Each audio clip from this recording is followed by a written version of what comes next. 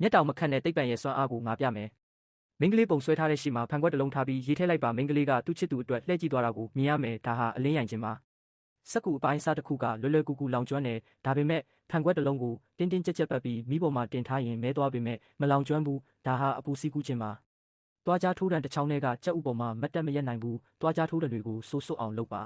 ။သူတို့ကအတူတကွကန့်ညှိပြီးမတ်တက်ရက်နေမယ်ဒါဟာစီးလုံးမှုရဲ့စွမ်းအားပါ။တွားကြားထိုးတံတွေကိုထက်ချမ်းချိုးပြီးဒီလိုစီထားပါအလဲဘဟုမှာရေချပေးလိုက်ရင်သူတို့ကလှပတဲ့ကျေပွင့်အဖြစ်ပြန်ကားသွားမယ်ဒါဟာရေရဲ့မျက်နှာပြင်တင်အားပါ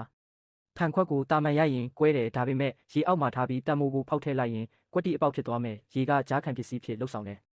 တဲပေါ်မှာအရက်နှဲငယ်လောက်မှပြီးရင်တကြားနဲ့မုတ်ဖုတ်ဆိုတာအယောနှုတ်ကိုဖြန်းပါမိညိလိုက်ရင်မြေကြီးတဲကနေမြွေနဲ့တကောင်ထွက်လာတာကိုမြင်ရမယ်ဒါဟာကြော်ကြားတဲ့ဖာရောဘရင်ငွေစမ်းသက်ချက်ပါလက်ချောင်းကိုရေဆူပြီးဝိုင်းပန်းကွက်အနားကိုပုတ်ပါနီးကပ်ကြည့်ပါဘေးနားကဖန်ခွက်ပေါ်ကတွားကြားထိုးတံကတုံခါမှုကြောင့်ပြုတ်ကျသွားတယ်ဒါဟာအတန်ပဲ့တင်ထက်ခြင်းပါကျက်ဥကရေချိုမှာနင်းမြုပ်တယ်ဒါပေမဲ့ရေထဲမှာစားအများကြီးဖြော်လိုက်ရင်ကျက်ဥကပေါ်လာတယ်ဒါဟာပင်လယ်သေးရဲ့လှုပ်ဝက်ချက်ပါကျက်တုံဖြူဖြော်ရည်ကိုလက်ချောင်းဖျားမှာလိမ့်ပါကျက်ဥအနှစ်ကိုမကွဲအောင်အလွယ်တကူမတင်နိုင်သွားပြီ